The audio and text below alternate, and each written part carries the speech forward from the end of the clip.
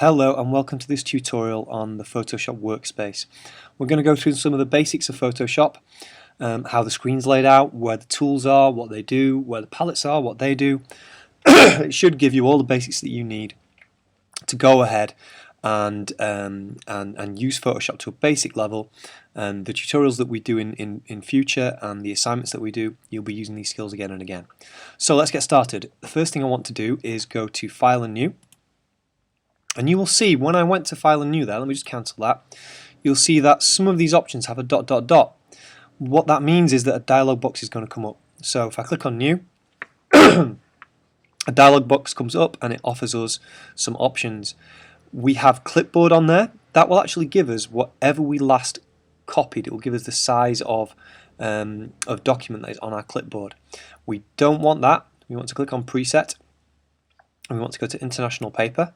And if you could select A4, and that will be automatically 210 by 297, 300 pixel range, and a white background.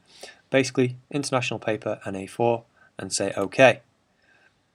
So here we go. What we want to do first is let's have a little look at the workspace. So over here on the left hand side we have the toolbox, and these are all the tools. You'll see that they're actually in different sections. We'll talk about that a bit later. We have at the top the tool options bar. So these are the tools, and you'll see I can click on different tools, and you'll see when I click on a different tool the options change. So each tool has its own options, and they are located up here. We also have some of these tools have little triangles in the bottom right hand corner. They're actually called deltas. What they mean is that that tool shares its space with other similar tools. So you can see I have the rectangular marquee tool, the ellipse tool.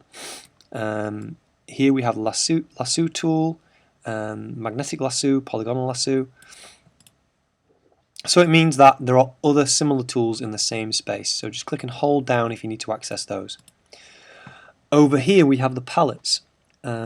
We can arrange those palettes however we want. If you want to move them around completely, you can grab them by the bar at the top and the whole thing will move. We can put them back on the edge there and you'll see they should align themselves. There we go. See that blue bar appear and they align themselves again. They also, some of them have, well they all have, these little icons. So you may see them in icon form and they'll pop in and pop out like that. You can also move one palette to be grouped with another set of palettes. So if I wanted to move paths and put it with colour and swatches, I can grab it by the tab. You'll see a little blue box appears that shows where I'm going to drop it. There we go. Paths is now with colour and swatches. If we do things that we're not particularly happy with and we start kind of getting a bit messy with our palettes and we want to just get to how it was before, we can go to Window and Workspace, and we can reset essentials, or we can pick a different kind of workspace. There are workspaces set up for 3D, motion, painting, photography, typography, but I'm going to stick with essentials, so I'm going to reset essentials, and you see it's gone back to how we started. If there is a palette there that you can't see, that you want to open, all the palettes open in the Window menu. So if you want to find a palette that you can't see, go to the Window menu, and you'll see them all listed here, and we can open them up. Okay, sometimes it will be that they're already there, they're just in icon format. So if I open the history palette, it will just show me that's where it is. It's popped out, now it's popped in again. That's how it works. So let's just have a look at using some basic tools. What I'd like you to do is grab the brush tool, and the brush tool lets us paint as if we're using a brush. We have different brushes up here, so just try clicking a simple brush first. If you click on this drop down menu, you can scroll up and down using the slider here, and if I grab the first brush in there, we should see that. Oh, I can't see because of the screen recording thing. We've got a size here which we can, whoa, move this out of the way. There we go. There we go. We've got a size here which we can slide up and down. We've got hardness.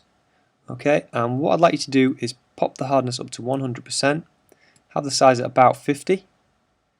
Okay, you should automatically have black as your fill colour, as your foreground colour. We'll talk about it in a second. And I would like you to just write your name. You don't need to write it accurately. I'm just going to put rich. Okay, so there we go. And we just click and drag to draw with the brush tool. You'll find that using a mouse can be a little bit tricky. There are things called graphics tablets, which are pens that you can use on a tablet, on a pad, that act in a very, very similar way to using a pencil. So if you do get into actually creating artwork on Photoshop, I would recommend that you purchase a graphics tablet. We do have some in college, and you can lend those out during class. So we've drawn something there. We could have experimented with the hardness. Let's have a look at what that does. I'm going to take the hardness right down now. So if you do that, we're going to take the stay down. We're going to take the size up to 100, and you will see, or close to 100, and you'll see that when we have taken the hardness down, we get this softer edge. Okay, that comes in useful for all sorts of things. Let's have a look at changing the colour. So the foreground and background colour are down here. The foreground colour is the top one that's in front, and to actually access that, we double click and we get the colour picker. This shows us all the colours in the rainbow along this spectrum, so you can drag or click anywhere in here. And then inside this box we have the colour in its purest form, the colour or hue in its purest form in this top right hand corner. Then we have that colour adding white, adding black, and adding greys. So we can get any kind of tint or shade of this colour by clicking in this box, and it will show you the colour here. So pick any colour you want and say OK, and if you can just draw some pretty kind of picture just to get used to it, I'm going to draw a flower. There we go. And let's change the colour. So I've got a blue flower, and I'll double click, and this time I'll get a green, maybe a bit of a dark green. And there we go, just to show me that you can use the colour picker and select different colours. So there we go. So we can change the hardness of the brush, the size of the brush, and we can change the foreground colour. We're going to look at the background colour shortly. Firstly, let's just zoom in. So let's look at different ways we can zoom in. The tool that we use to zoom in is called the zoom tool, and it lives over here. But before we look at that, the very simplest way you can zoom in is go to the view menu and zoom in. You'll see that these commands, many of these commands, have a shortcut.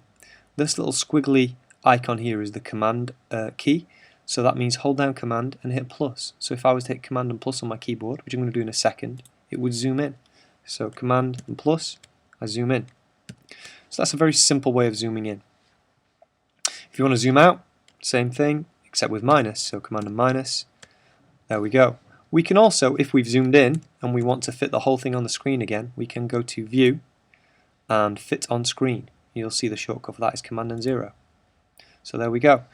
So zoom tool, what advantage is there to this? Well, if we click on the zoom tool, we can just click once and it will zoom in and it will go directly to wherever you click.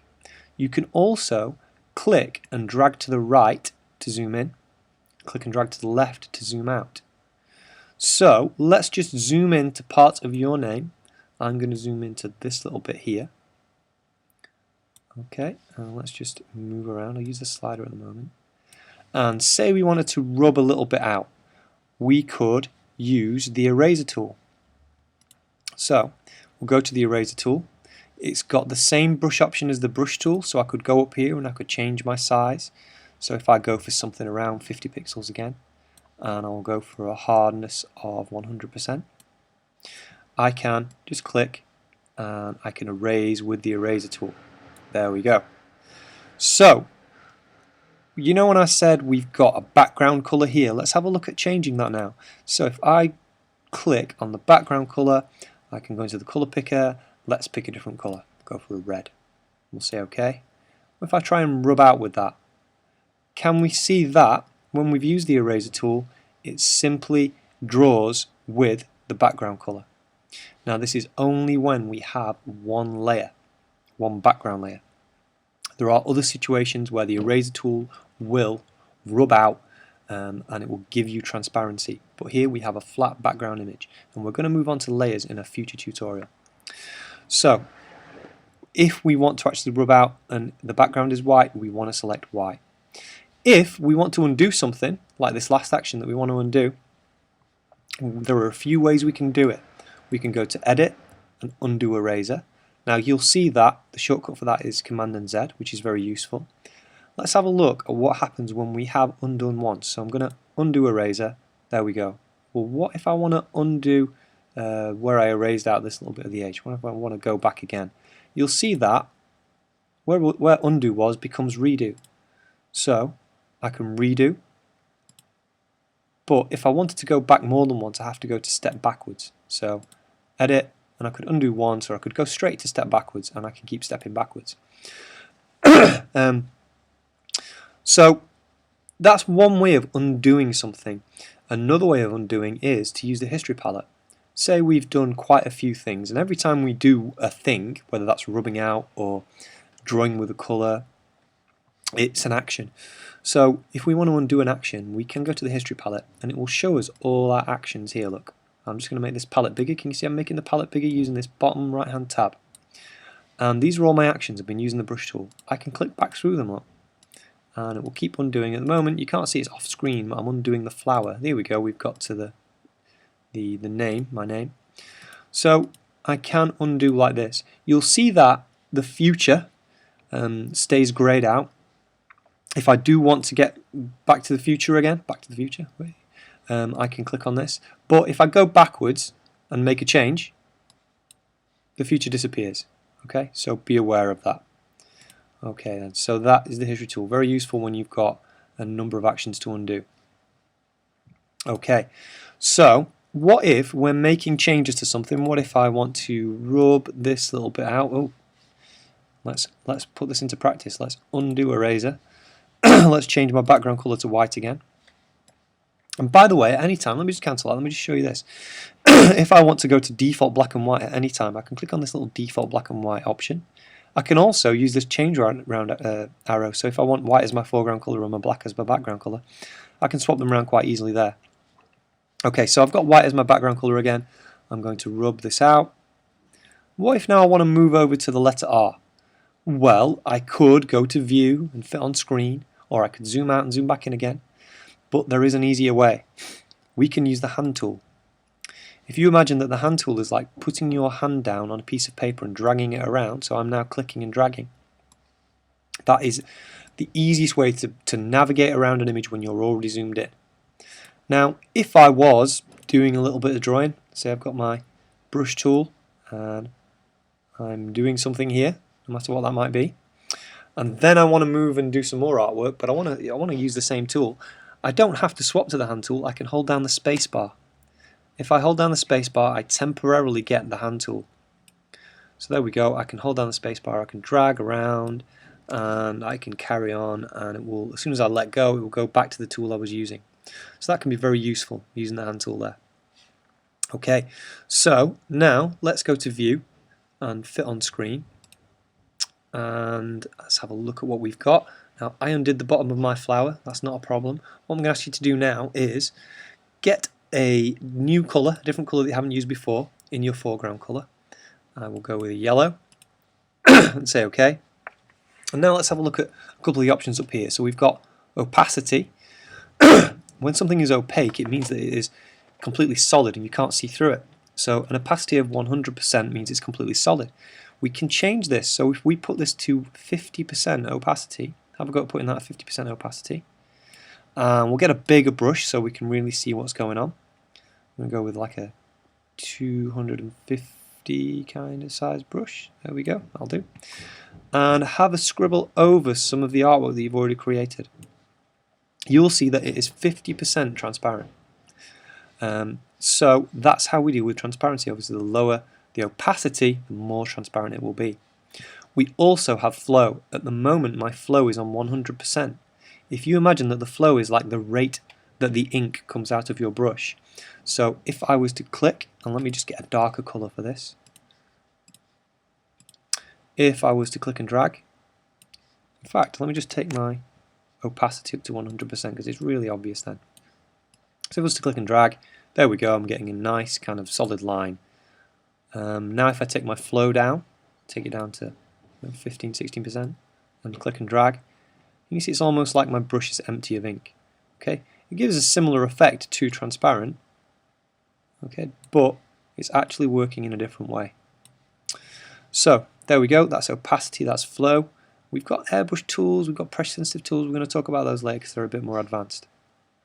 So the next thing that we want to do is we want to be able to save our document. So when we want to save our document, we go to File, and we can hit Save, or we can go to Save As. What I'd recommend is I would use Save As, because it will stop you from accidentally saving over work and losing a version that you may have wanted to keep.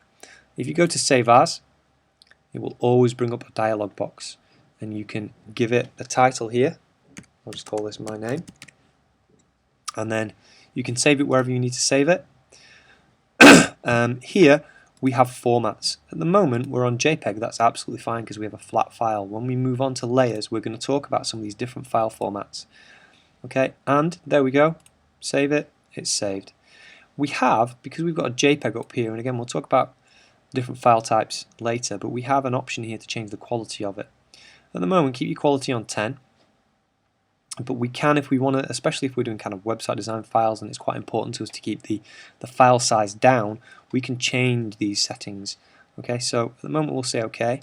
Now, when we've saved this file, you'll see, and it was there before now, but we've got a document that was 24.9 M. Okay, that's a shortcut for MB. MB stands for megabytes. What we need to do is have a little bit of understanding of the file sizes that we're working with as we move on through the course and we do more complex imagery with layers and bigger file sizes and bigger images. The file size is going to go up. Okay, so you just need to be aware that we are creating documents and you need to be able to actually save them. You should all have memory sticks. You also get 60 gigabytes. No, it isn't. What is it? No, it's 5 gigabytes. It's 5 gigabytes of storage on your F drive. Okay. Beyond that, we can use OneDrive, but just be aware of that. Okay, so we have covered how to use the brush tool, the fact that the tools share spaces. We've looked at the tool options bar and a couple of the options on the tools there. We've looked at some of the palettes, okay, or at least where they are and how to move them around. We've looked at the history palette. There is one more palette that I want to show you actually, and that is the Navigator palette. So if you go to Window and Navigator, that will open up the Navigator palette. We can just make that a little bit bigger so you can see what I'm doing here. So some of the things that we've been doing here when we've been zooming in, let's use the zoom tool and zoom in. You can do in one fell swoop using the Navigator palette. What is quite useful is that it shows you a little red outline box of what you're looking at, and you can see the thumbnail of the whole thing and drag around it. You've also got a little kind of zoom in, zoom out slider here. So we've got smaller mountains to zoom out, bigger mountains to zoom in.